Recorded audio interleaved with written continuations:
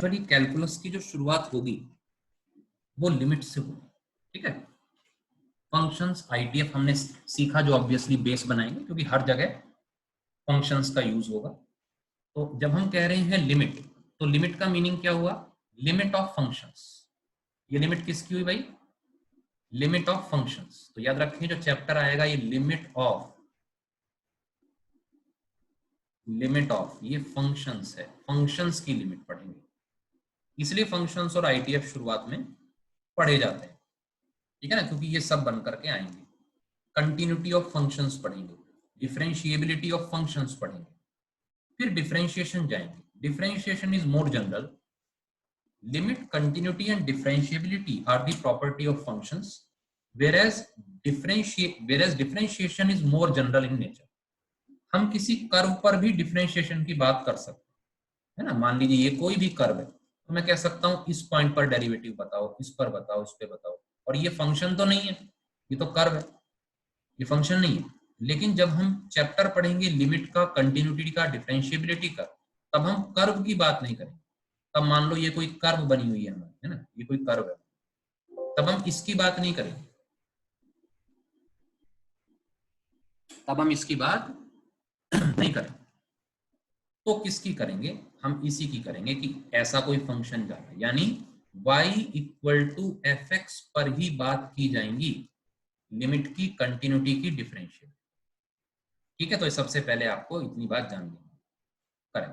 तो अब देखो, क्योंकि टॉपिक जो है वो आईटीजे का जो सिलेबस है, limit and continuity of function, sum, difference, product and quotient of two function, ठीक।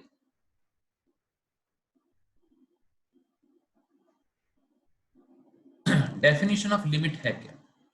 अब लिमिट है क्या, ये एक टेंडेंसी है। बेसिक लिमिट बेटा सबने पढ़ी हुई है 11th में ना, ये बताओ जल्दी बोलो। बेसिक नोशन पता है ना लिमिट का, कि लिमिट होता क्या है? सब लोग बेसिक नोशन तो सबको क्लियर है ना? करेक्ट। हाँ भी सब लोग बता दो एक बार, बेसिक नोशन तो क्लियर है, ठीक है। मतलब मैं इतना एज्यूम कर सकता हूं कि आपने इतना पढ़ा हुआ है, लिमिट से आप कंफर्टेबल हैं, जो लिमिट लिखते हैं सभी लोग, है ना। जल्दी से रिप्लाई कर दो बाकी जो जिन्होंने नहीं किया, so that you can proceed directly to the definition, ठीक है। देखिए, सो बस अब डेफिनेशन आप पढ़ते जाओ। So we write limit x approaching a fx equal to L and say that the limit of fx as x approaches a equals L, या limit x tends to a fx equal to L, ठीक है। यहाँ equal आएगा, ये approaching नहीं होगा, ये बेटा अप्रोचिंग नहीं है। तो कई बार क्या है, इस तरह से भी लिखते हैं स्टूडेंट्स, तो वो नहीं लिखेंगे। Limit x approaching a fx approaches L, ये नहीं है। लिमिट में अपने आप अप्रोचिंग नेचर छुपा है, तो आपको इक्वल ही लिखना है, आपको यहाँ इक्वल लिखना है। दिस लिमिट इक्वल्स है, अप्रोच नहीं कर रही है ना। हाँ बोलेंगे ऐसी कि limiting value of F x L को अप्रोच कर रही है, लेकिन जैसी लिमिट वर्ड लगा दिया फिर आपको इक्वल ही लिखना है, ठीक है। दूसरी इंपॉर्टेंट बात, जब भी हम लिखते हैं limit x approaching F x, तो एक्स कभी भी ए नहीं होगा, एग्जैक्ट ए नहीं होगा। एक्स कैसा होगा? अप्रोचिंग टू ए होगा। अप्रोचिंग टू ए मतलब रियल नंबर लाइन पे अगर मैं ए बनाता हूं तो ए के इमीडिएट नेबरहुड में चलेगा, either to the left of a और to the right of a, ठीक है। अप्रोच करने की कोशिश करेगा। सो देयरफॉर अगर मैं limit x approaching a f x को ऑब्जर्व करूं, एफ एक्स की लिमिटिंग वैल्यू ऑब्जर्व कर रहे हैं, so there are two ways to approach a, जो आपको पता है। एक लेफ्ट से अप्रोच कर सकते हो और एक आप राइट से अप्रोच कर सकते हो। So either you can approach a from the left side और you can approach a from the right side, but x is never equal to. तो अगर लेफ्ट और राइट में अप्रोच करते वक्त एफ एक्स हमेशा एक यूनिक टेंडेंसी रखता है किसी नंबर को अप्रोच करने की, तब हम कहते हैं कि उसकी लिमिट एग्जिस्ट करती है, तब हम कहते हैं उसकी लिमिट एग्जिस्ट करती है। और वो इक्वल टू हम मान लेते हैं एल, ठीक है ना। तो जैसे अपने बेसिक क्वेश्चंस करे होंगे, जैसे x square minus one upon x minus one क्या होता है, कैसा फंक्शन है, वन पर तो अनडिफाइंड है लेकिन इसकी लिमिटिंग वैल्यू एग्जिस्ट करती है, चेक करो, क्योंकि एग्जैक्ट वन नहीं डाल सकते, तो इसको हमने फैक्टराइज किया तो हम क्यों कैंसिल कर देते हैं, अगर मैंने इसको फैक्टराइज किया बेटा, लिमिट एक्स अप्रोचिंग वन, तो ये मैं क्यों कैंसिल करता हूं इसको इससे, जो अभी अभी बात बताई, because X is not equal to one, वो वन के नजदीक तो है लेकिन एग्जैक्ट वन नहीं है, तो x minus one exact zero नहीं है, इसलिए हम इसको कैंसिल कर दें और फिर वन की वैल्यू यहां रख के इसकी लिमिटिंग वैल्यू को निकाल देते। बताओ एग्री कर गए इतनी बात पर सब लोग, करेक्ट, हाँ भाई, इतनी बात क्लियर है ना। तो ये बेसिक चीज थी जो आपने शायद 11th में भी सीखी हो।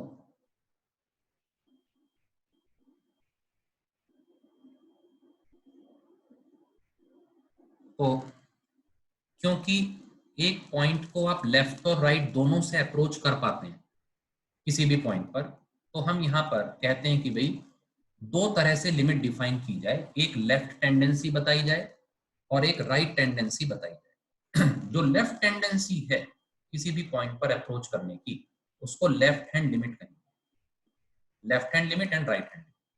सो लिमिट एक्स अप्रोचिंग अगर एफ एक्स एल कोई क्लेम करता है ना, और लेफ्ट और राइट दोनों ही साइड से हम अगर अप्रोच कर पा रहे हैं, प्रोवाइडेड हम दोनों साइड से अप्रोच कर पा रहे हैं, तो एक्स अप्रोचिंग ए माइनस एफ एक्स की जो वैल्यू है ये आपकी एल है, और लिमिट एक्स अप्रोचिंग ए प्लस की जो वैल्यू है, ए माइनस का मतलब लेफ्ट साइड से, ए प्लस का मतलब राइट साइड से, क्लियर है ना। तो ए माइनस जो है वो एक यूनिक नंबर नहीं है, ए माइनस का मतलब है ए के इमीडिएट लेफ्ट में जितने भी पॉइंट्स हैं, क्योंकि वो कोई एक पॉइंट नहीं हो सकता, इसके इमीडिएट लेफ्ट में ये बहुत जो नजदीक है इसके, वो ए माइनस की टेंडेंसी हो गई और वो ए प्लस की हो गई। एक और इंपॉर्टेंट बात, लिमिट में हम हमेशा आंसर एग्जिस्ट मानते हैं अगर वो लिमिट फाइनाइट होती है, ये भी ध्यान रखेंगे। जैसे ही लिमिट इंफिनिटी या माइनस इंफिनिटी बनेगी हम उसको डज नॉट एग्जिस्ट कहते हैं। तो याद रखना, जो अपने को आंसर लिमिट का एग्जिस्ट मानना है वो फाइनाइट लिमिट आनी चाहिए, 2 आना चाहिए, 3 आना चाहिए, ठीक है, इंफिनिटी या माइनस इंफिनिटी नहीं आ सकता, करेक्ट।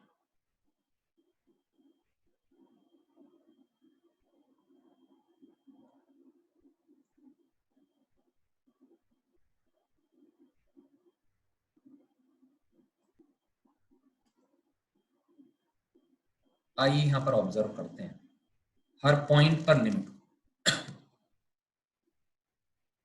x इक्वल टू 0 पर क्या विचार, लिमिट है कि नहीं, लिमिट एग्जिस्ट करती है x इक्वल टू 0,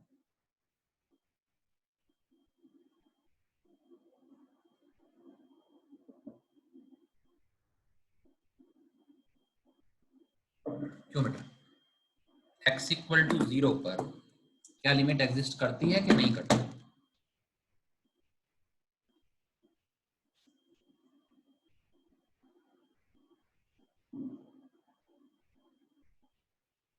हमें सब लोग बताओ, रीजन बताओ, यस तो रीजन बताओ, नो तो रीजन बताओ। 4 के आंसर नो आ चुके हैं, बाकी अभी नहीं दिए आंसर, काफी कैलकुलेशन कर रहे हैं उसमें, और कैलकुलेशन में टाइम तो लगता ही है, अभी कैलकुलेशन चल रही है बाकी की, सॉल्व कर रहे हैं क्वेश्चंस को, अरे जल्दी बताओ।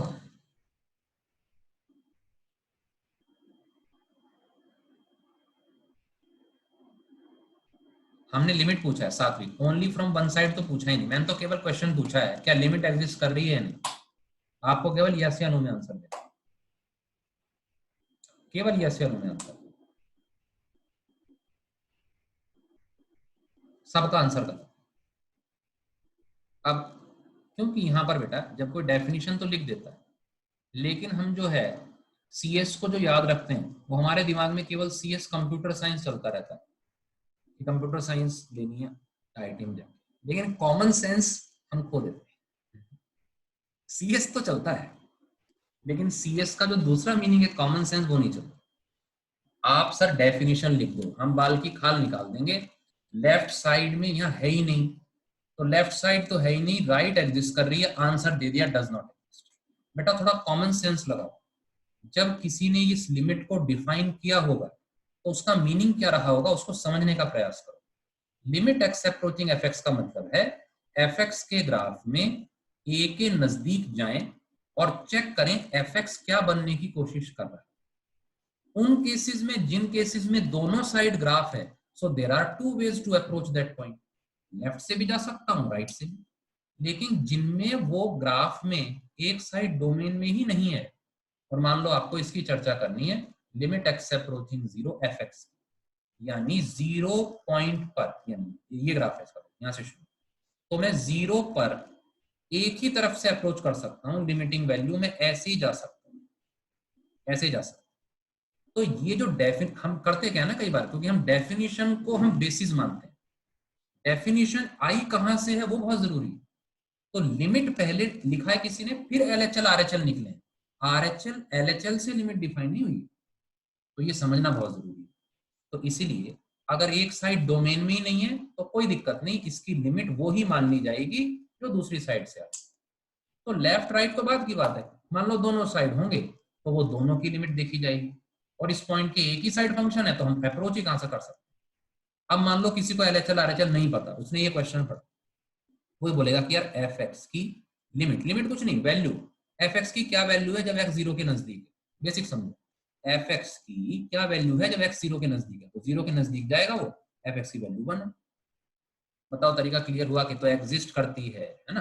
हाँ, इसको कहते वन साइडेड लिमिट है, लेकिन ये एग्जिस्ट करती है क्योंकि इसकी एक ही साइड डोमेन में होती है। तो इसको क्या बोलते हैं बेटा, one sided limit, one sided limit. तो याद रखिए, ठीक है। समझ में आ गया सबको? CS समझ में आ गया? जल्दी बोलो। 1 पे बताएं। अभी नो सर सबका आ गया था, लेकिन समझने पे नहीं आया किसी का उत्तर। आंसर तो नो सबका आ गया था, अब उत्तर नहीं दे रहे लेकिन सब।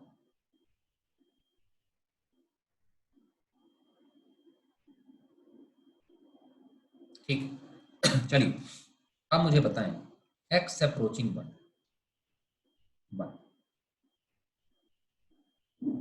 तो LHL RHL अलग अलग है। 1 का LHL कितना है बेटा, 0 है। देखो 1 के लेफ्ट में क्या वैल्यू है, 0 है, और 1 के राइट में क्या वैल्यू, 1 है। Therefore limit does not exist, therefore limit. तो आपको अलग अलग कब करना है, जब आपको दिख रहा हो कि वैल्यू अलग अलग आ सकती। तो यहाँ क्या आया, यहाँ 1 आया, LHL है ना, LHL 0 आया, RHL, LHL मतलब लेफ्ट हैंड लिमिट, RHL मतलब राइट हैंड, RHL बेटा 1। ठीक, अब आ जाओ लिमिट एक्स अप्रोचिंग 2 पर।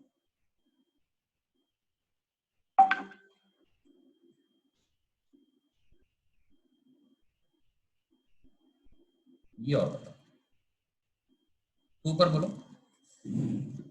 2 पर क्या वैल्यू है? हाँ, 2 का आंसर बताओ, एग्जिस्ट करेगा या नहीं करेगा?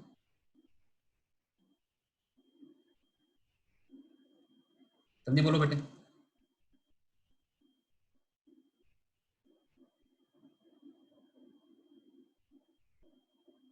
ध्रुव का नो आया, 1 आया, युवम का नो आया, सात्विक का नो आया, आयुष का नो आया, अक्षत का नो आया।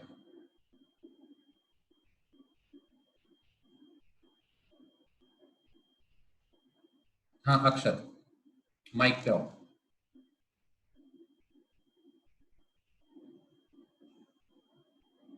अक्षत, चल रहा है तुम्हारा माइक?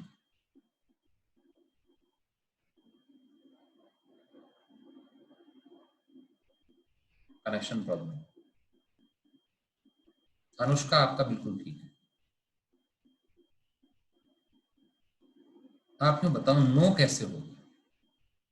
ऊपर लेफ्ट और राइट टेंडेंसी क्या है, लिमिट को ऐसा तो नहीं कर रहे कि 2 वाली वैल्यू देख रहे हो, क्या है 2 वाली वैल्यू सर 2 हो गई है और नजदीक वाली वैल्यू 1 हो गई है, तो ये अलग अलग हो गई। ऐसा तो नहीं सोच रहे बेटा। लिमिट में LHL और RHL की बात करेंगे। LHL लेफ्ट हैंड लिमिट मतलब f(2 माइनस), ये भी लिखना सीखो। RHL राइट हैंड लिमिट मतलब f(2 प्लस), तो 2 के लेफ्ट में जाना है, 2 के राइट में, इसको लेफ्ट बोलते हैं। लेफ्ट 2 के लेफ्ट से अप्रोच कर रहे, एग्जैक्ट 2 पर क्या वैल्यू होती है, लिमिट को उससे लेना देना ही नहीं होता। लिमिट का एग्जिस्ट होना इस बात से इंडिपेंडेंट रहता है कि फंक्शन की उस पॉइंट पर क्या वैल्यू है। 2 के लेफ्ट से आते हुए क्या टेंडेंसी, हम किस नंबर की ओर बढ़ रहे हैं, ये कौन सा नंबर है, ये क्या हाइट है, 1 है, 1 की ओर बढ़ रहे हैं। 2 के राइट से आ रहे हैं, ऐसे आ रहे हैं, तो क्या हम एक ही नंबर की ओर बढ़ रहे हैं, ऐसे आ रहे हैं चाहे ऐसे आ रहे हैं, वो नंबर कौन है, वो नंबर 1 है। दोनों लिमिट क्या है, 1 है। तुम किस आधार पर इसको नो बोल रहे हो, ये मुझे समझ में नहीं आया। लिमिट एग्जिस्ट इक्वल टू 1, बोलो बेटा। तो इसका मतलब लिमिट का कॉन्सेप्ट क्लियर नहीं था पहले। भाई इससे तो मैं यही निष्कर्ष निकाल सकता हूँ कि आपको लिमिट का कॉन्सेप्ट क्लियर नहीं था, जो 11वीं क्लास में बेसिक ही लिमिट का मतलब क्या है हम सीख लेते हैं। हाँ, आपका ठीक आया था माइक, ठीक है, माइक का ठीक आया था और अनुष्का का ठीक है। बेटे समझ में आ रही है बात क्या बोल रहे हैं? जबकि मैंने तो क्वेश्चन ही अपना लिमिट का चैप्टर ही स्टार्ट कैसे किया कि लिमिट एक्स अप्रोचिंग ए का मतलब एक्स नॉट इक्वल टू ए। ए की लेफ्ट से टेंडेंसी देखें, राइट से देखें। बताओ क्लियर हो गई बात? जल्दी बोलो। 1 1 आंसर क्लियर हो गया सबको? कोई डाउट है तो पूछ सकते हो। किसी भी तरह का इसमें विचार आ रहा हो मन में तो आप माइक पे पूछ सकते हो मुझसे। बोलो भाई, वरना क्लियर है तो यस सर लिख दो, आगे बढ़ेंगे।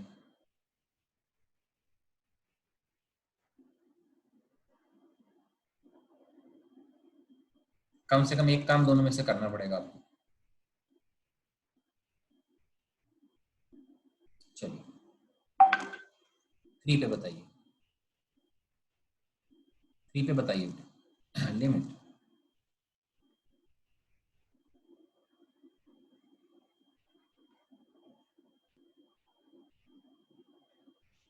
3 पे बोलो बेटा।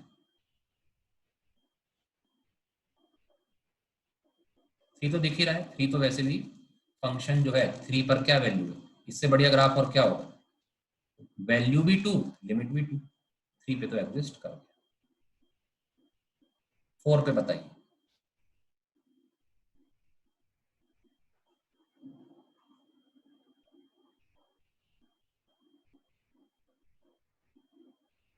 फोर पे 1 करेक्ट। तो बेसिक सी चीज थी, लिमिट को वैल्यू से लेना देना नहीं है, लिमिट को वैल्यू से कोई भी सरोकार नहीं है।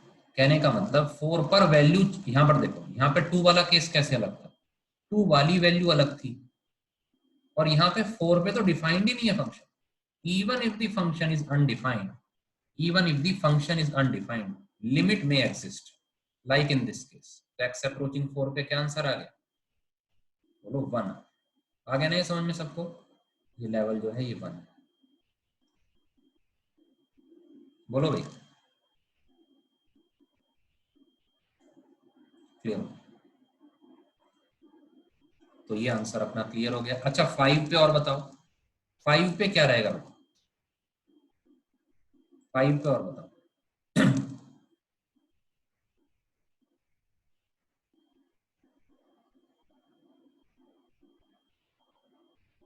5 पे डज नॉट एग्जिस्ट, यस।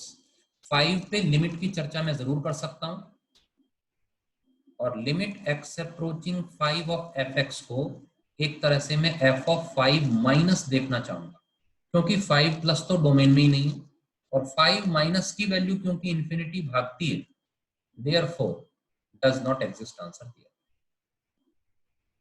क्या आंसर देना होगा, डज नॉट एग्जिस्ट। ठीक है, तो ये आपके आंसर आ गए, ये आपने चेक कर लिया। एफ ऑफ 0 प्लस 1 है, 0 पर लिमिट एग्जिस्ट मानेंगे, 1 पर नहीं मानेंगे। LHL RHL हमने देखा, ठीक है, hence limit does not exist. Check कर लो, यहाँ पर चेक करो बेटा, इस एग्जाम्पल में भी 2 प्लस पर बताओ और 2 माइनस पर बताओ।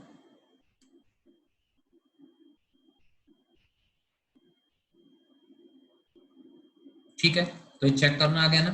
अगर नॉन यूनिफॉर्मली डिफाइंड फंक्शन होगा तो कैसे चेक करोगे? 2 माइनस 2 से जस्ट पहले यहां पर डालोगे वैल्यू। तो 2 माइनस वाली वैल्यू ये किसकी तरफ अप्रोच करेगी? 0 की तरफ। 2 माइनस, है ना। और 2 से हल्का सा बड़ा नंबर 2 प्लस, तो इस डेफिनेशन में डालोगे तो 2 इंटू 2 माइनस 3 अप्रोच किसको करेगा? 1 को अप्रोच। बताओ ये बात क्लियर है कि नहीं? है ना। तो ऐसे अगर नॉन यूनिफॉर्मली डिफाइंड फंक्शन आएगा तो आप डायरेक्टली 2 प्लस 2 माइनस वैल्यू रख के निकाल पाओ। इतना क्लियर? अब इसमें देखिए, तो डज नॉट एग्जिस्ट आ जाएगा। यस, डज नॉट एग्जिस्ट आ जाएगा।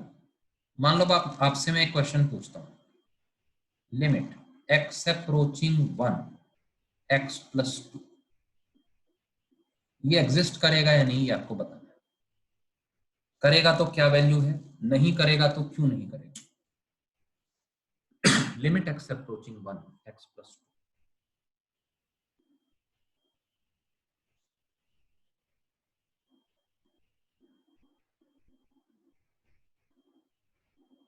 बोलो बेटा।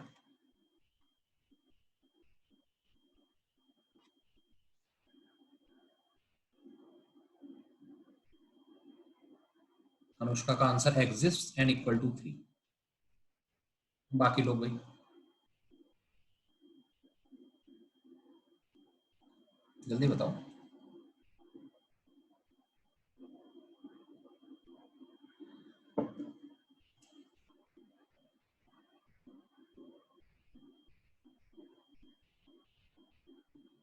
माहिर का आंसर एग्जिस्ट आया और 2 आया आंसर।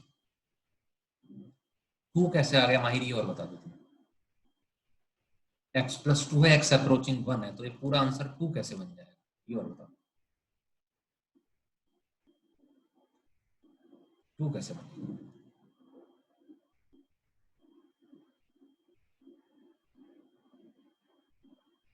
3, 3 आंसर आ रहा है। 3, अक्षत का भी विश्रुति का भी 3 आ रहा है।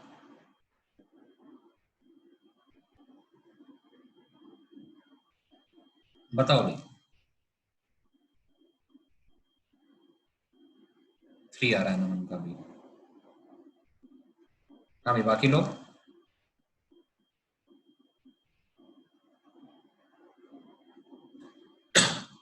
3 ग्रुप का।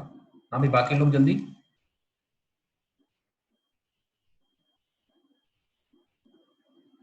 देखो, आप ऐसे समझो। हाँ, देयर मस्ट बी ट्रिक। किस चीज की ट्रिक बेटा? सात्विक, कोई जादू थोड़ी सीख रहे हैं कि ट्रिक सिखाएंगे। कौन सी ट्रिक? कार्ड्स वाली ट्रिक? कौन सी ट्रिक बताओ? आंसर बताओ तुम तो पहले इसका, ट्रिक को भूल जाओगे। आंसर क्या आएगा इसका, जल्दी बताओ। सात्विक, 3 क्या आ गया? क्वेश्चन मार्क लगाया। बाकी उन्होंने 3 आंसर दिया है, तुमने क्वेश्चन मार्क लगा के दिया। हाँ भाई बताओ। अब देखो, अगर मैं इसको डिवाइड करता हूं 1 प्लस पर, तो एफ ऑफ 1 प्लस यानी आर एच एल मुझे बताना और एल एच एल बताना, और एग्जैक्ट डेफिनेशन की तरफ जरा विचार करना। जब मैं यहाँ 1 प्लस डालूंगा तो ऑब्वियसली एक्स एग्जैक्ट 1 नहीं होता है, सबको पता है। तो एफ ऑफ 1 प्लस क्या आएगा? एफ ऑफ 1 प्लस, तो यहाँ 3 से हल्का सा बड़ा नंबर ही आएगा, एग्जैक्ट 3 तो आ ही नहीं सकता। और जब मैं 1 माइनस डालूंगा तो 3 से हल्का सा छोटा आएगा। ये दोनों लिमिट्स डिफरेंट हैं, hence limit does not exist. बताओ, बात समझ में आ गई सबको? चेक करो, बोलो भी जल्दी। ये बात क्लियर हुई कि नहीं?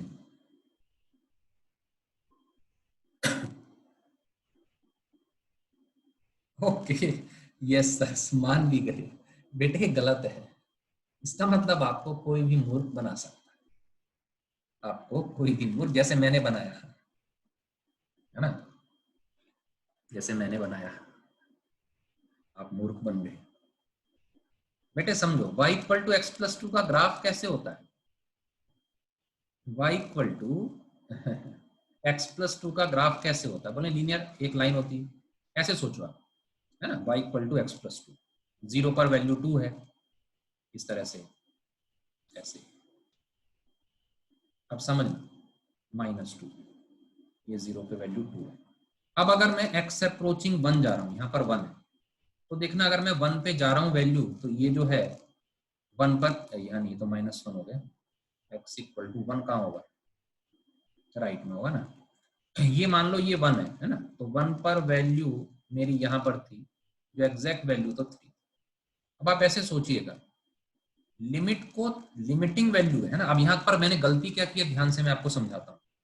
अगर मैं वन के लेफ्ट से अप्रोच करूंगा, तो मैं ऑब्वियसली तीन से कम ही रहूंगा।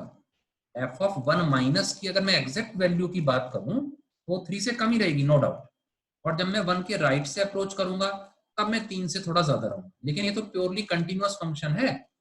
एक्चुअली होता क्या है, आप किस नंबर की ओर बढ़ते हैं, आपको वो नंबर लिखना पड़ता है।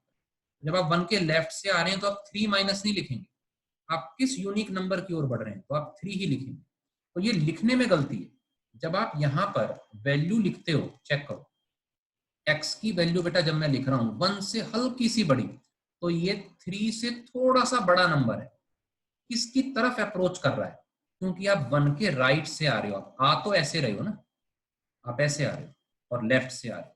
तो जब आप इसे ऑब्जर्व कर रहे हो, इसलिए मैंने इतना बेसिक क्वेश्चन उठाया जो सबसे बेसिक था, और मैंने उसको जानबूझ के गलत प्रूव करके दिखाया था। तो अब ये देखो, वन के राइट से जब आ रहे हो, तो x प्लस टू यानी वन प्लस टू, ये number which is just more than one, तो ये लगातार किसके नजदीक होता जा रहा है? देखो इसको ऐसे समझना, पहले 1.1 लिखो, तो ये नंबर क्या बना? 3.1। फिर 1.01 लिखो तो 3.01, फिर 1.001, 3.001। तो वो कौन सा नंबर है जिसकी तरफ ये बढ़ रहा है? वो थ्री है। हालांकि ये थ्री कभी बनेगा नहीं। तो ये एफ ऑफ वन प्लस को, क्योंकि ये अपने आप में लिमिट लिए होता है, यहाँ पर आपको लिमिटिंग नंबर नहीं लिखना होता, ये एग्जैक्ट नंबर लिखना होता है। बस यही गड़बड़ है। इसलिए एक्चुअली वन प्लस पे जो टेंडेंसी है वो तीन की तरफ बढ़ने की, वन माइनस पे भी टेंडेंसी तीन की तरफ बढ़ने की है, तो लिमिटिंग वैल्यू थ्री होगी। ये तो सारे सिंपल ग्राफ होते हैं। तो अब ऐसी गलती आगे नहीं होनी चाहिए, इंटरप्रिटेशन, है ना, कि वैल्यू सर एक बार कम हो गई, एक बार ज्यादा हो गई, तो फिर तो ये देखो, फिर तो मैं limit x approaching zero x पूछूंगा, तो आप इसको भी डज नॉट एग्जिस्ट बोल सकते हो कि सर जीरो प्लस पे पॉजिटिव है, जीरो माइनस पे नेगेटिव। जबकि y इक्वल टू एक्स का तो सिंपल ग्राफ ही होता है। तो जीरो के चाहे लेफ्ट से आए चाहे राइट से आए, किस नंबर की ओर बढ़ रहे हैं? उन्हें जीरो की ओर। तो ये बेसिक बात समझ में आ गई सबको? ये बेसिक बात है, बहुत समझ में आ गई कि अब ऐसी बेसिक मिस्टेक हमें नहीं करनी है। ठीक है, डन हो गया अभी सबको? ठीक है, चलिए।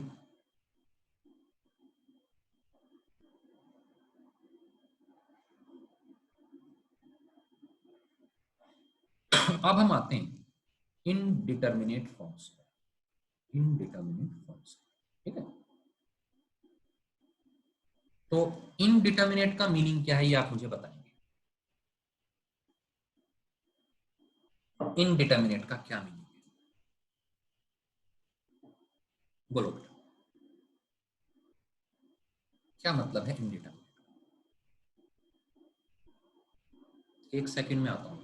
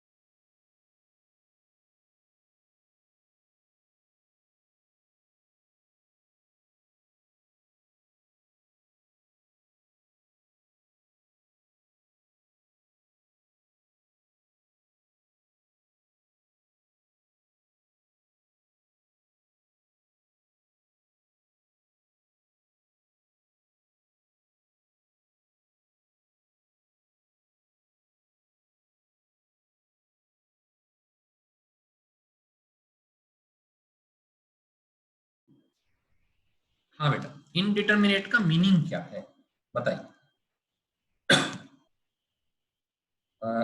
Can not be determined, values can not be determined, no real, which can not be determined, नहीं, सबका आंसर गलत।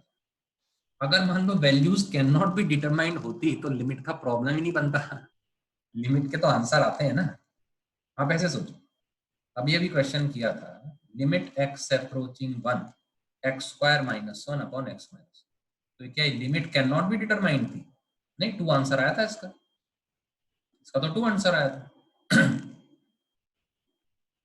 बेटा तो इसलिए नाम पर नहीं जाना है ना। इनडिटर्मिनेट का मतलब ये नहीं है which can not be determined. Rituraj ने आंसर दिया है many values to an extent. एक बात को आपने कवर किया है, लेकिन ये भी एग्जैक्ट चीज नहीं है ना। देखो मैं बता देता हूँ, मैं समझा देता हूँ। जब हम इनडिटर्मिनेट लिखते हैं तो इनडिटर्मिनेट प्रॉब्लम नहीं होती, इनडिटर्मिनेट वो फॉर्म होती है। तो ये जो फॉर्म दिख रही है, इनडिटर्मिनेट का मतलब है कि इस वक्त अगर हमें फंक्शन ना दिया जाए तो हम उसको एग्जैक्टली निकाल नहीं पा रहे हैं। Very small upon very small क्या हो, लेकिन आप यूं देखो 0/0 तो अनडिफाइंड होता है। तो यहां पर ये इनडिटर्मिनेट कहा जाए कि अनडिफाइंड कहा जाए, क्या है बोलो बेटा। ये भी जो जीरो है ना, ये सारे जीरो अप्रोचिंग इन नेचर है। मैथमेटिक्स में एग्जैक्ट जीरो से डिवीजन तो अलाउड ही नहीं है।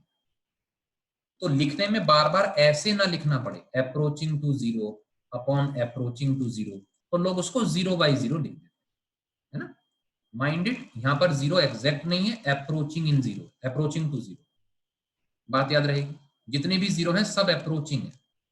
ऐसे ही एक 1 दिख रहा है आपको, तो ये जो 1 भी है ये एग्जैक्ट 1 नहीं है। अगर कोई बोले what is exact 1 power infinity, तो ये 1 ही होगा। 1 की कितनी बार मल्टीप्लाई करो, तो ये एग्जैक्ट नहीं है, इट इज अप्रोचिंग टू 1, एक नंबर जो 1 के नजदीक है, एग्जैक्ट नहीं है। ठीक है, तो पहली तो ये बात आपको ध्यान रखनी है इन सभी फॉर्म्स में। दूसरी चीज अब समझो, इनडिटर्मिनेट का मतलब क्या है। अगर आपसे कोई कहता है कि भाई very small upon very small क्या हो, ठीक है, वेरी स्मॉल अपॉन वेरी, तो क्या इसका कुछ डेफिनेट आंसर आप बोल सकते हैं? Very small upon very small क्या हो, क्या डेफिनेटली आप बता सकते हैं कि ये 1 होगा, 2 होगा, बोलो नेगेटिव होगा, इंफिनिटी होगा? नहीं बता सकते, क्योंकि डिपेंड करेगा रिलेटिव मैग्नीट्यूड पर। 10 पावर -50, 10 पावर -70, तो ये बहुत बड़ा नंबर हो गया, अप्रोचिंग टू इंफिनिटी भी जा सकता है ना। उल्टा कर दो।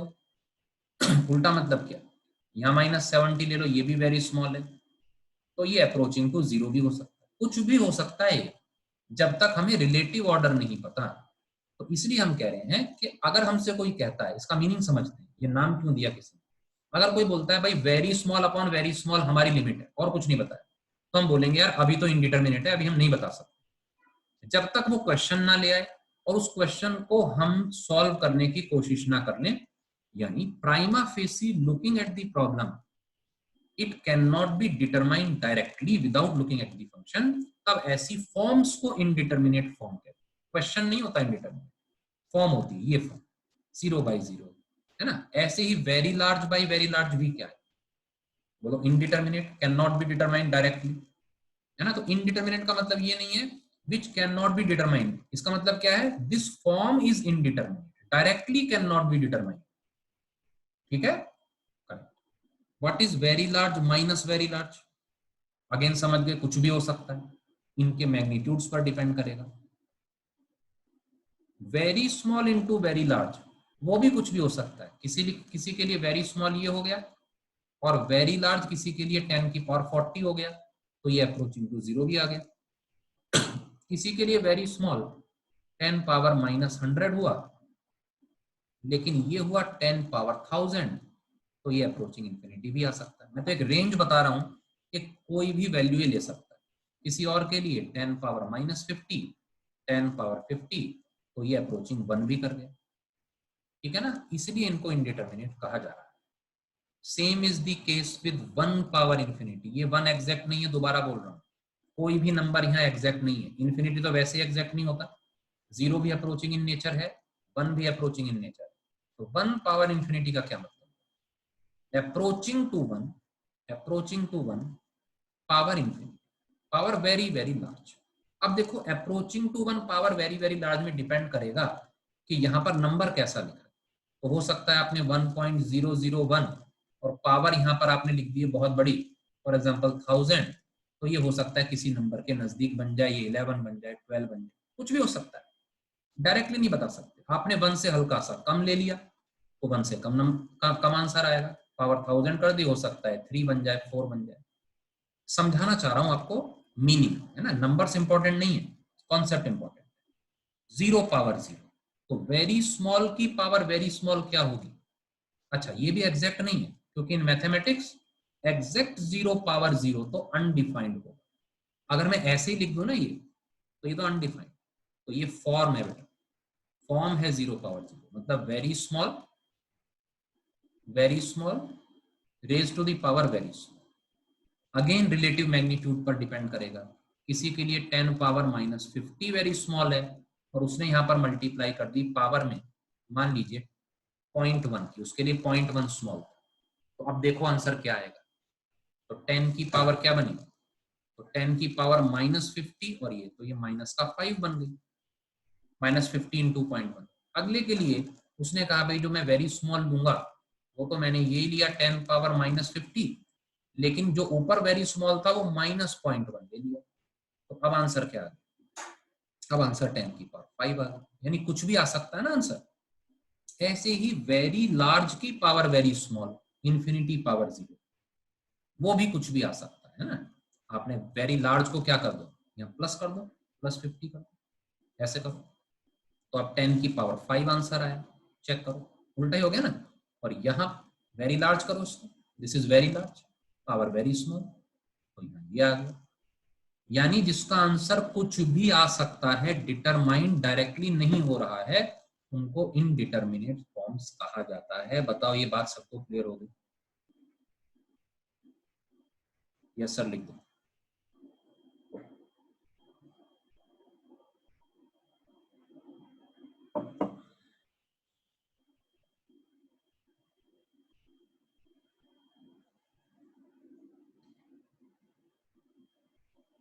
सबको।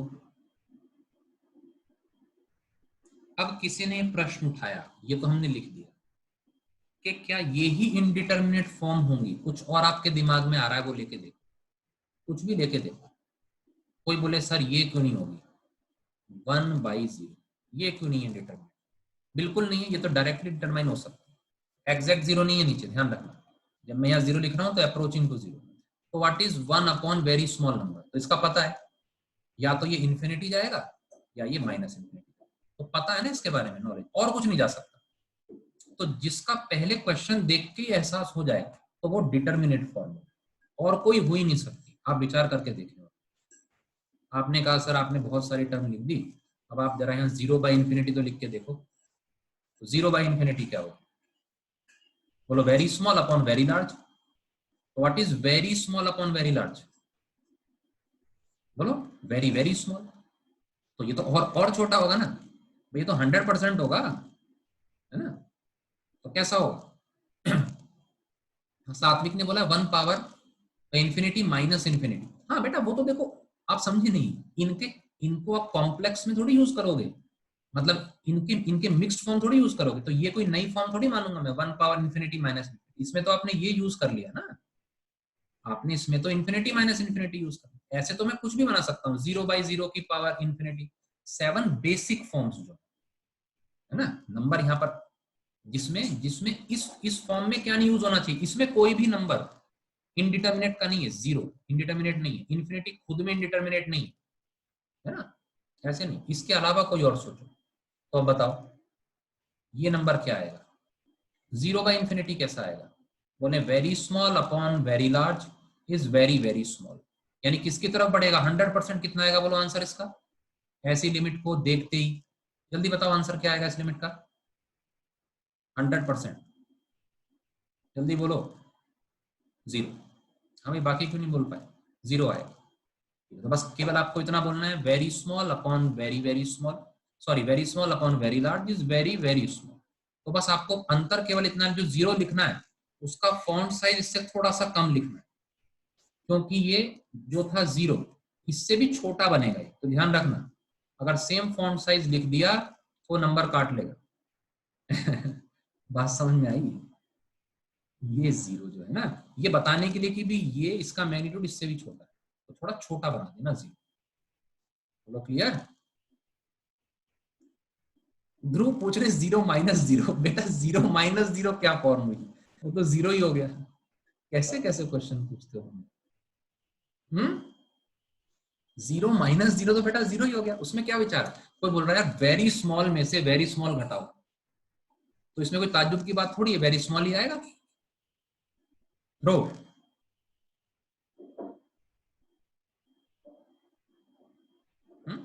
ध्रुव बेटा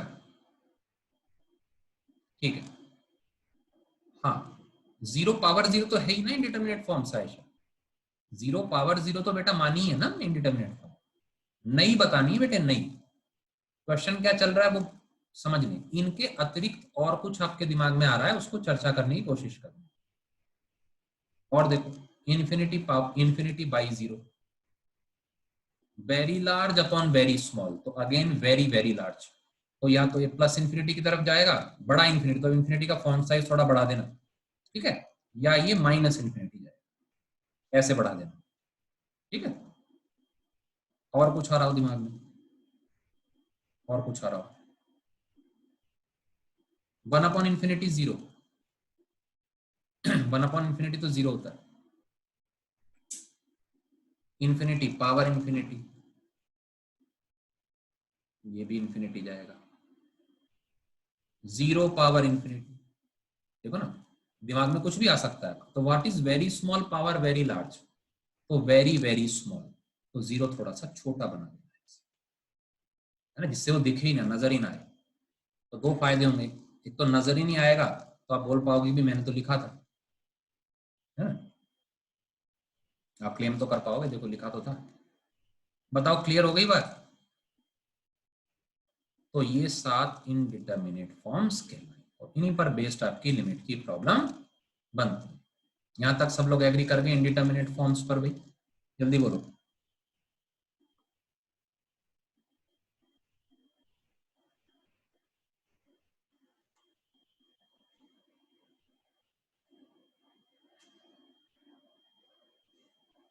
अब देखो ये आपको प्रूव करना है और इस रिजल्ट को याद रखना है। तो पहली बात जो याद रखनी है, जो आप ऑब्जर्व कर पाओगे कि fractional part and integer part, ये क्या है? फ्रैक्शनल पार्ट, और ये है इंटीजर पार्ट, ये दिया हुआ है, ठीक है। Has no limit at all integers, बिल्कुल सही बात है। किसी भी इंटीजर पर आंसर कैसा आएगा? आंसर कैसा आएगा बेटा? दोनों के आंसर बताओ। अगर मैं किसी integer x equal to n पर मैं ये लिमिट पूछता हूं,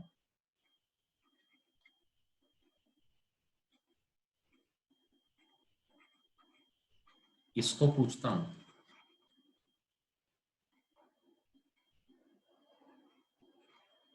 और इसको पूछता हूं, है ना, तो चेक करो, अगर मैंने n से थोड़ा सा कम नंबर लिया यहां पर, तो LHL RHL क्या क्या आएंगे ये मुझे बता।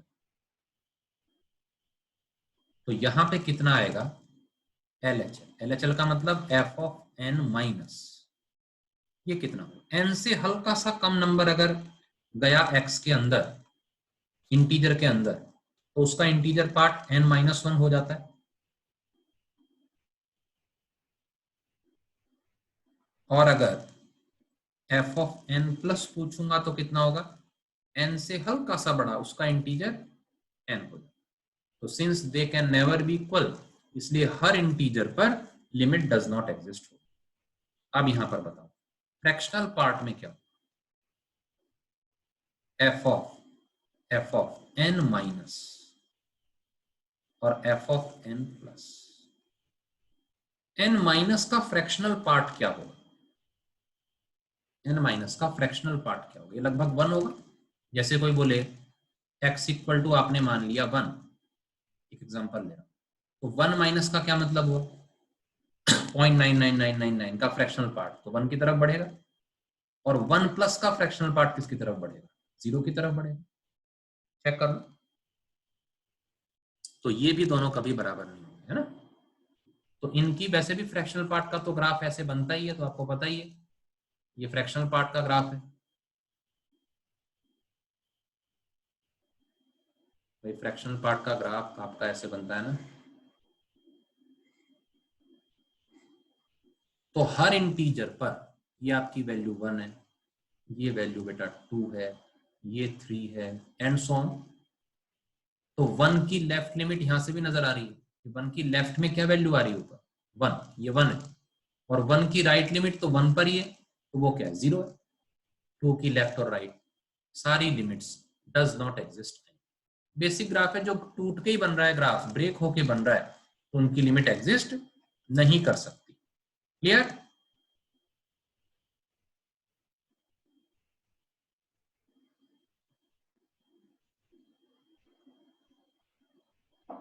चेक करो।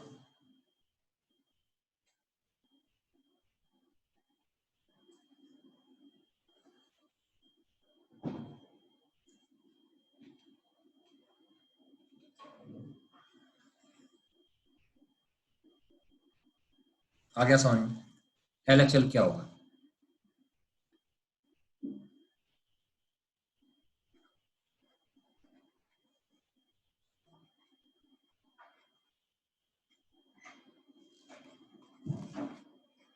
0 माइनस पे मॉड माइनस से ओपन होगा, RHL क्या होगा,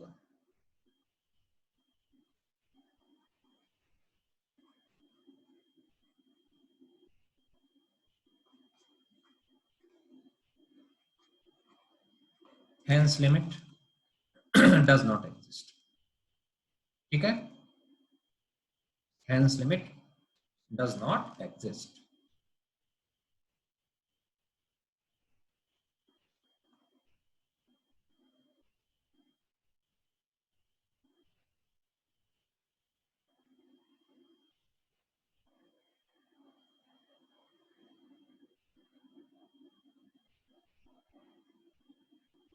चेक कर लो।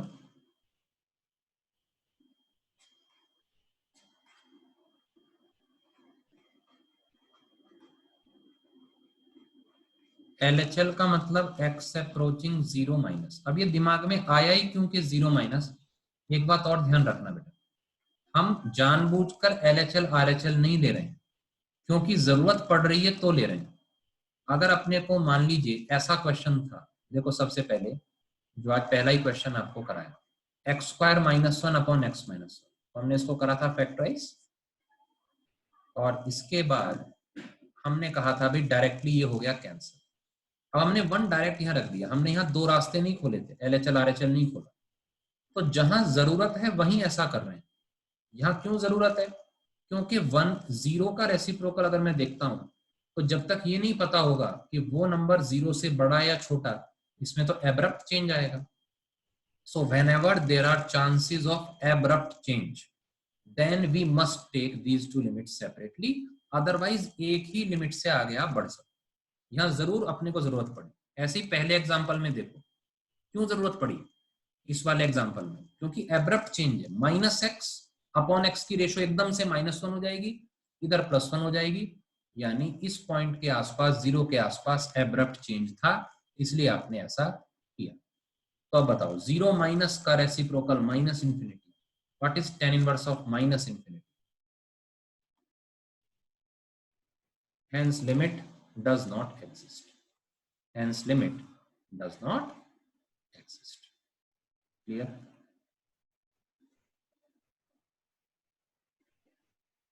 हाँ भाई बात समझ में आ गई।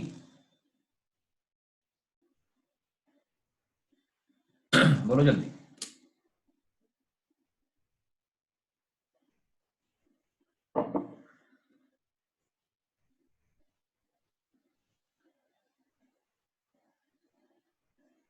अब यहां जरूरत नहीं है लेने की अलग अलग, कॉट इनवर्स कह रहा है मेरे अंदर एक्स स्क्वायर बैठा है, तो एक्स अप्रोचिंग 0 बैठा होगा यहाँ, तो कॉट इनवर्स 0, चाहे 0 प्लस बैठा हो चाहे 0 माइनस, तो जरूरत नहीं अलग लेने। तो what is cot inverse 0? Pi by two minus, yes, so this is a determinate form. ये सब डिटर्मिनेट फॉर्म से जो अभी तक देखे, इनडिटर्मिनेट नहीं है, इनडिटर्मिनेट अभी आएंगे आगे। क्लियर है? तो वैल्यू आ गई 0, वैल्यू आ गई 0। ये चेक करो, इसका LHL बताओ, RHL बताओ।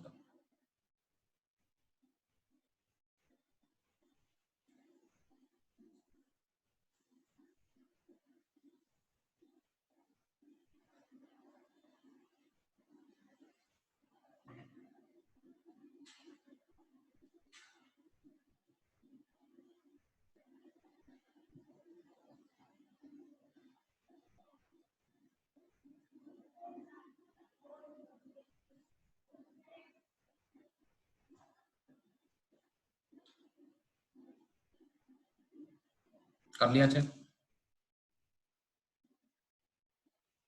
दो रास्ते खुलते हैं इसके। तो पहले लिखते हैं 1 minus x into साइनम of x minus 1। अगर 1 से कम नंबर अंदर जाएगा तो क्या वैल्यू देगा? तो अगर यहाँ 1 से हल्का सा कम नंबर यहाँ अंदर गया तो इनपुट नेगेटिव हो गया, and साइनम of A negative number exact -1 हो गया, -1 इंटू ये कौन है? x, ये लगभग 1 है, 1 से कम तो है लेकिन अपने को लिमिटिंग वैल्यू तो इसको 1 ही मान लो। तो 1 इंटू -1, तो किसकी तरफ बढ़ गया है? आप समझ गए?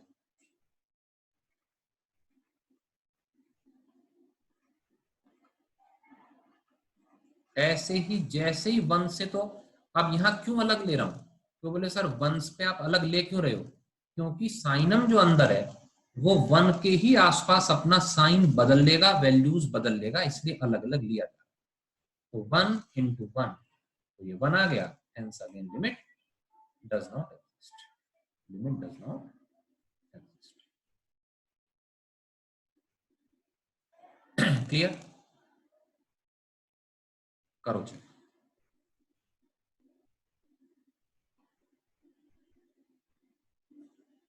इसको ऑब्जर्व कर लो पहले।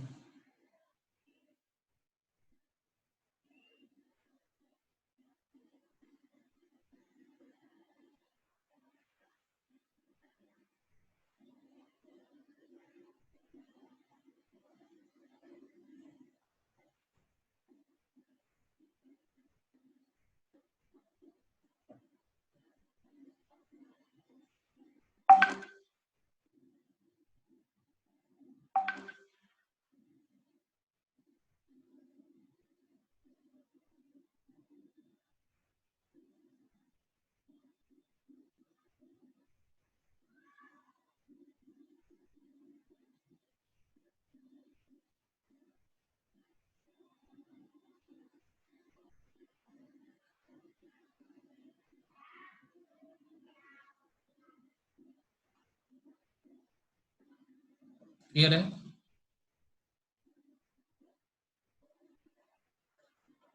तो फर्स्ट तो दिख ही रहा है, फर्स्ट में RHL 0 आएगा, LHL डोमेन में नहीं। इनफैक्ट ये वही एग्जांपल हो गया वन साइडेड लिमिट का, है ना? तो इसकी लिमिट को देखो हमने 0 ही लिखा है, लेकिन लिखा क्या है साइड में कि राइट साइड से अप्रोच करके ये वैल्यू को हम लाएं। लेकिन क्वेश्चन तो लिमिट ही है ना, तो डज नॉट एग्जिस्ट नहीं लिखा। वरना आप शुरू में क्या सोचते हैं कि सर 0 माइनस पे तो एग्जिस्ट ही नहीं कर रहा, एक्स अप्रोचिंग 0 पे तो 2 केस होते हैं, तो इसका आंसर आप डज नॉट एग्जिस्ट लिखते हैं। जबकि आपको डोमेन को चेक करना है, तो रूट एक्स का ग्राफ कैसे बनता है? तो y equal to root x is upper branch of the parabola. भाई y square equal to x का आधा हिस्सा है, this is y equal to root x. अगर इसको पूरा बनना होता तो नीचे बनती y square equal to x वाला, तो अभी ऊपर वाला हिस्सा है। और इसमें अगर हम 0 के नजदीक जा रहे हैं तो हम किस वैल्यू की तरफ बढ़ रहे हैं? 0 की तरफ ही बढ़ रहे हैं, यस। तो राइट साइड से अप्रोच कर रहे हैं, वैल्यू 0 है, लिमिट एग्जिस्ट। ऐसे आते हैं बी पार्ट पर। बी पार्ट पे एक्स अप्रोचिंग 0 है। बी पार्ट में कहां से अप्रोच करना पॉसिबल नहीं है? जो डोमेन में ही नहीं है। तो 0 के राइट साइड से आप अप्रोच ही नहीं कर सकते, क्योंकि डिनोमिनेटर में एग्जैक्ट 0 आ जाएगा, ये फंक्शन ही अनडिफाइंड बन जाएगा, यानी डोमेन में ही नहीं है, जैसा यहाँ हुआ, जैसा फर्स्ट वाले केस में हुआ, 0 के लेफ्ट से यहाँ पर रखना वैल्यूज अलाउड नहीं है, ऐसे यहाँ पर 0 के राइट से अलाउड ही नहीं। एक तो बात होती है कि वैल्यू अलग आई, एक बात है कि अलाउड ही नहीं, तो राइट साइड को चर्चा ही मत करो, तो 0 माइनस पे चर्चा करो, तो इसीलिए हमने लिखा LHL। तो जब मैं यहाँ लिमिट एक्स अप्रोचिंग 0 माइनस की बेटा बात करूंगा तो ये क्या बनेगी बेटा, tan inverse of 1 upon 0 minus का इंटीजर -1 विच इज -π/4। बताओ क्लियर हो गया सबको? चेक कर लो। तो tan इनवर्स ऑफ 1 अपॉन कितना, -1 इज -π/4। हाँ, RHL में क्या क्या डाउट है बेटा? RHL डोमेन में ही नहीं है ना, जैसे ऊपर का LHL डोमेन में नहीं है, ऐसे नीचे का RHL डोमेन में नहीं है, 0+ डालना अलाउड नहीं, ठीक है। सर अगर ये जेंट ऑफ एक्स की जगह सिर्फ 1/x होता और तब 0 पॉजिटिव डालते तब तो वो डोमेन में होता। और क्या सर तब हम कर सकते थे ना? बिल्कुल कर सकते थे, तो क्वेश्चन हमने पहले किया ही था ना, tan inverse 1 yes upon. Sir, okay sir.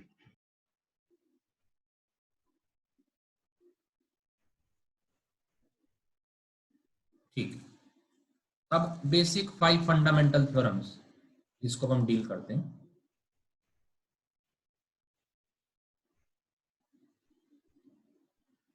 पढ़िए, यहां से पढ़िए, limit x approaching C F X आपको L दिया है, limit x approaching C G X आपको M दिया है ना।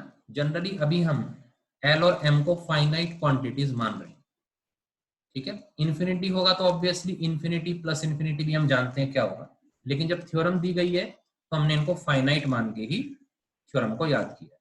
तो L और M अगर फाइनाइट है तो देखो थ्योरम कहती क्या है, अगर दो लिमिट अपने को पता है तो उनका सम, उनका डिफरेंस, उनका प्रोडक्ट, उनका रेशो और उनका कांस्टेंट मल्टीपल क्या होगा, ये लिमिट कहती है। तो देखो ये क्या कहना चाह रहे हैं कि सम रूल, कि इनका सम क्या होगा, है ना। तो इनका सम में देखो यहाँ ब्रैकेट है, ऐसे डिफरेंस है तो ये माइनस है ना, ये जो है ये यहाँ माइनस है,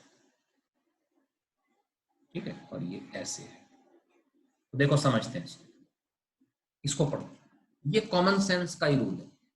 अगर f कह रहा है मैं c के नजदीक 4 बनने की कोशिश करता हूं, g कह रहा है मैं 5 बनने की कोशिश करता हूं, तो आपका सम क्या बनने की कोशिश करेगा, बोलो L+L। ये रूल ये बताता है कि लिमिट ऑफ फाइनाइट फंक्शंस या finite limits can always be distributed separated. तो दूसरा रूल क्या है, लिमिट ऑफ सम, इसको क्या कैसे पढ़ेंगे, limit of sum is sum of limits, what are element limits of different functions.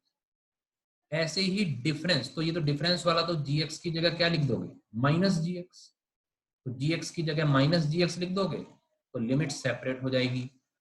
Check कर लो, इनमें से फाइनाइट लिमिट हम लेकर चल रहे हैं, कब गड़बड़ होगी चेक करो, अभी भी गड़बड़ नहीं हुई। प्रोडक्ट रूल में क्या है, अगर हमने इस लिमिट को L माना है, इसको M माना है तो L इंटू M हो, मतलब ये बेसिक ही चीज है जो हम सोच रहे हैं, बस उसको लिख रहे हैं।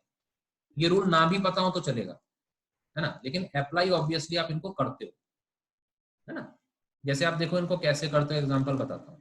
मान लो हमसे कोई कहे limit x approaching 1 x² + x निकालें, तो हमने भी एक क्वेश्चन किया था ना, तो हम कायदे से कर तो यही रहे हैं ना, लिमिट x अप्रोचिंग 1 x² निकाल रहे हैं, तभी तो 1 + 1 2 आंसर दे रहे हैं, तभी तो बेटा हम 1 + 1 2 आंसर दे रहे हैं, तो इसको लिखना जरूरी था, राइट। x अप्रोचिंग 1, तो ये अलग से निकाल लिया, ये अलग से निकाल लिया। अब यहां देखिए, limit x approaching c, f/g भी L/m हो जाएगा, प्रोवाइडेड ये डिनोमिनेटर पे जो लिमिटिंग वैल्यू है 0 के नजदीक नहीं जानी चाहिए, वरना ये लिमिट को वापस से क्या कहना पड़ जाएगा, डज नॉट एग्जिस्ट, क्योंकि न्यूमरेटर फाइनाइट है, डिनोमिनेटर वेरी वेरी स्मॉल है, तो आंसर इन्फिनिटी या -इन्फिनिटी जाएगा, यानी does not exist. Constant multiple rule क्या है, अगर कोई भी कांस्टेंट अंदर पड़ा हुआ है वो बाहर आ जाएगा, क्योंकि लिमिट का मतलब क्या है कि x को वो वेरी करा रही है, c की तरफ पहुंचा रही है, k से उसका कोई नाता नहीं है, तो k गया बाहर और ये हो गया k इंटू एल। इसमें जो अभी चर्चा की है हमने एल और एम के फाइनाइट की तो चर्चा कर ली, एल और एम के फाइनाइट की तो हमने चर्चा कर ली। अगर एक, अब दो चर्चा और करते हैं, एक फाइनाइट हो जाए एक इनफाइनाइट हो जाए, फिर दोनों इनफाइनाइट हो जाए, तो क्या क्या होगा उसकी चर्चा कर लेते हैं, है ना। तो एल क्या है, फाइनाइट, और एम क्या है, इनफाइनाइट। तो क्या मैं सम रूल अप्लाई कर सकता हूं, ये चेक करो।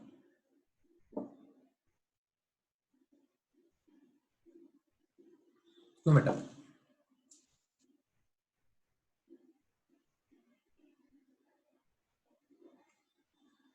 बिल्कुल कर सकता हूं, बिल्कुल कर सकता हूं। अगर कोई बोलता है वेरी लार्ज प्लस फाइनाइट, तो फाइनाइट अलग हो जाएगा, बिल्कुल कर सकते हैं, नो आंसर नहीं है, यस है आंसर। अगर कोई बोलता है कि L प्लस एम है, एफ एक्स प्लस जी एक्स, आप ऐसे समझो, मान लीजिए मैं लिखता हूं लिमिट एक्स अप्रोचिंग 0 और x प्लस 1/x²। एग्जाम्पल देता हूं आपको, तो आप क्या आप इसको ऐसे लिख सकते हो, limit x approaching 0x plus 1/लिमिट एक्स अप्रोचिंग 0, बिल्कुल लिख सकते हो। 1/x² अपना अलग काम करेगा, x अपना अलग, तो फाइनाइट चीज तो मैं अलग हमेशा कर ही सकता हूं, है ना। यहां भी डज नॉट एग्जिस्ट आता है, इन्फिनिटी पहुंचता है, यहां भी वही आता है, इन्फिनिटी पहुंचता, कोई बुराई नहीं है अलग करने, ठीक है। कब नहीं है, कब नहीं है, बोलो जब यहां सम हो जाए या डिफरेंस हो जाए, तो अलग अलग हो जाएंगे, ध्यान से समझ लो। अब प्रोडक्ट की चर्चा और करते हैं जरा। प्रोडक्ट में देखिए,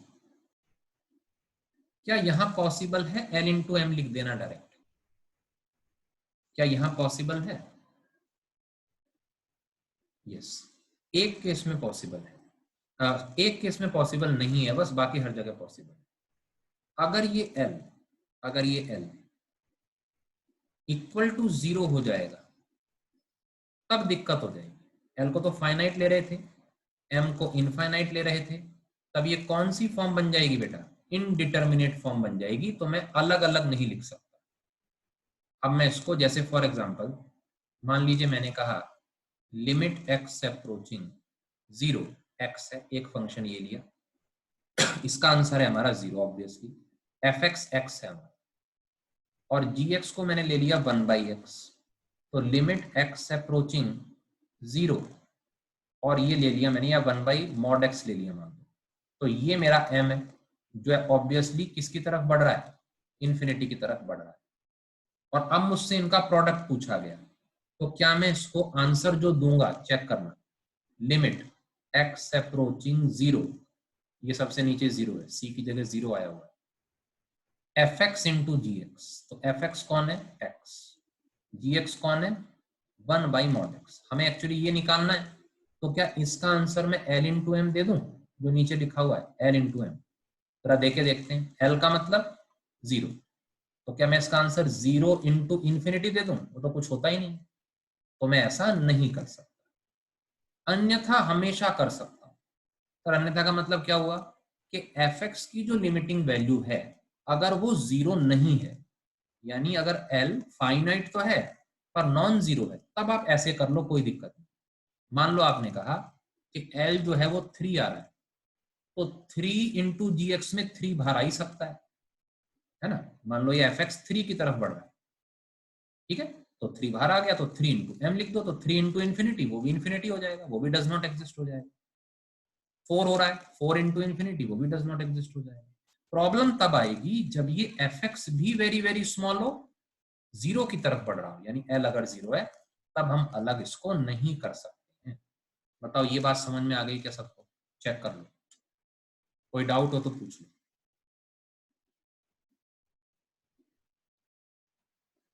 हाँ बिल्कुल इनडिटर्मिनेट, हाँ तो सम फॉर्मूला तो लगाया सात्विक, इनडिटर्मिनेट का मतलब ये थोड़ी है कि हम फॉर्मूला नहीं लगा सकते, आंसर तब भी हम क्या बोलेंगे, डज नॉट एग्जिस्ट।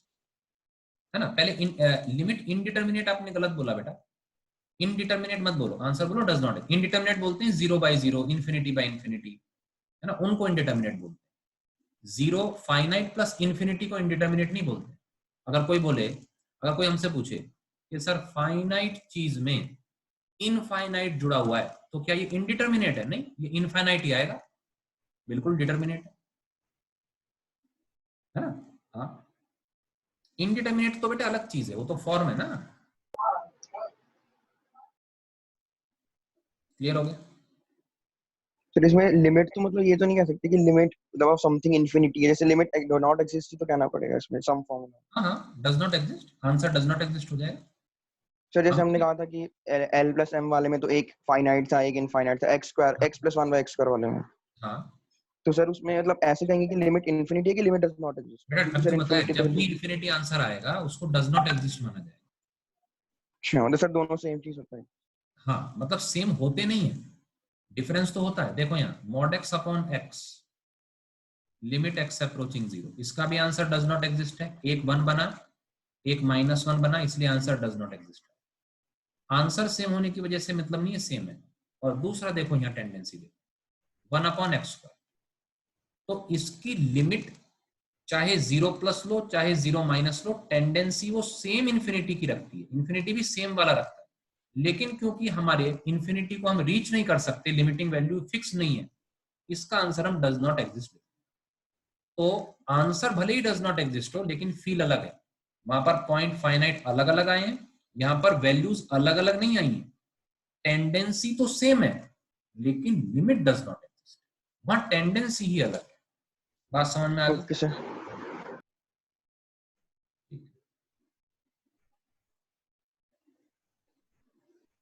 ऐसे ही बेटा क्वोशिएंट रूल, तो क्वोशिएंट रूल में भी आपको चेक ये करना है कि अगर डिवीजन आएगा तो डिनोमिनेटर जैसे मैंने बताया नॉन जीरो होना चाहिए, चेक कर लो। तो इसमें भी सोचो अगर ऊपर वाला फाइनाइट हो जाए नीचे वाला इनफाइनाइट हो जाए तो क्या होगा?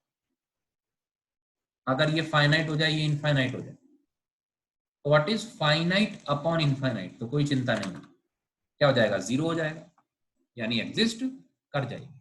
यहां पर भी गड़बड़ कब आएगी? ये गड़बड़ कब आएगी बोलो? यहाँ प्रॉब्लम क्रिएट कब होगी? जब ये इनडिटर्मिनेट फॉर्म का बनेगा, दोनों ही इन्फिनिटी हो जाएंगे, तब अपने को संभल के काम करना पड़ेगा, है ना। मान लो इन्फिनिटी अपॉन इन्फिनिटी है, तब हम इसको अलग अलग नहीं कर सकते, तब अपने को एक साथ ही क्वेश्चन को लेना पड़ेगा, इनडिटर्मिनेट फॉर्म। ऐसे ही पिछले वाले क्वेश्चन, अगर दोनों ही इन्फिनिटी की तरफ भाग रहे हैं तो इन्फिनिटी प्लस इन्फिनिटी में डिपेंड करेगा, अगर ये प्लस का इन्फिनिटी है तब तो अलग अलग कर दो, डज नॉट एग्जिस्ट ही हो गया। दोनों ही इन्फिनिटी में इन्फिनिटी ऐड कर रहे हैं, फॉन्ट साइज थोड़ा बढ़ा देते हैं इन्फिनिटी का, डज नॉट एग्जिस्ट। लेकिन अगर एक माइनस इन्फिनिटी भाग रहा है एक इन्फिनिटी, तब ये इनडिटर्मिनेट फॉर्म हो जाएगी, तब अलग अलग मत कर देना, तब ऐसे मत कर देना इनको कैंसिल करके लिख दिया जीरो। क्लियर? ऐसे नहीं करना, तब एक साथ ही रखना है क्वेश्चन, एक साथ ही रखना है। ऐसे ही आपका डिफरेंस रूल में आपको काम करना है। तो कब इसमें बस अपने को सावधानी रखनी है, जब भी इनडिटर्मिनेट, बस इतना याद रखो, इनडिटर्मिनेट फॉर्म है तो अलग अलग नहीं करना है, वरना हमेशा अलग अलग कर सकते हैं। ये बात लिखो, whenever there is indeterminate form then you should not distribute according to sum rule or difference rule, product or quotient. But whenever there is a determinate form then you can always apply these formulas. ठीक है? अब देखो कैसे इसमें question बनते हैं।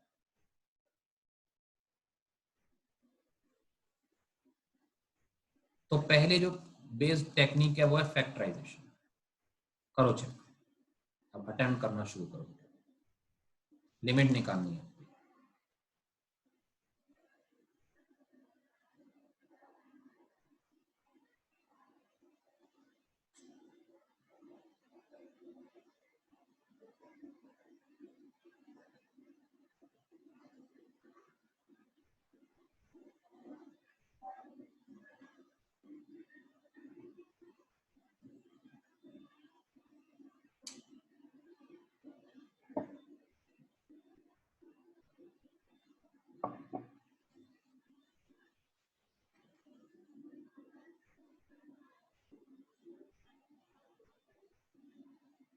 पहले check करो ये 0/0 फॉर्म है कि नहीं। Is it 0/0? क्या ये है बेटा 0/0 फॉर्म? पहले इनडिटरमिनेट फॉर्म चेक करनी है। बिल्कुल है, बिल्कुल है 0/0। एक्स को π/4 रखो, है ना। तो अब फैक्टराइजेशन मतलब एक टेक्निक है, फैक्टराइजेशन बेस्ड प्रॉब्लम अगर आ गई तो उस पर बेस्ड ये वाली प्रॉब्लम है। ये भी 0/0 है, नीचे चेक करो एक्स को अगर 1 डालता हूं तो ये भी 0/0। Is it clear? ये भी 0/0 फॉर्म ही नजर आ गई। अब आपको इसको करना होगा सिंप्लीफाई। ठीक है, चलो तो इन दोनों को एज अभी होमवर्क लिख लो, फिर नेक्स्ट क्लास में बेटा यहीं से हम कंटिन्यू करें। ठीक है, चलो ये लिख लो। आज जो चीजें बताई हैं उनको थॉरोली दिमाग में बैठा लेना, एक बार रिवाइज कर लेना। ठीक है, चलो तो फिर हम नेक्स्ट में मिलते हैं डे आफ्टर, फिर 10:30 टाइम रहेगा बेटा। ठीक है, चलो टेक केयर।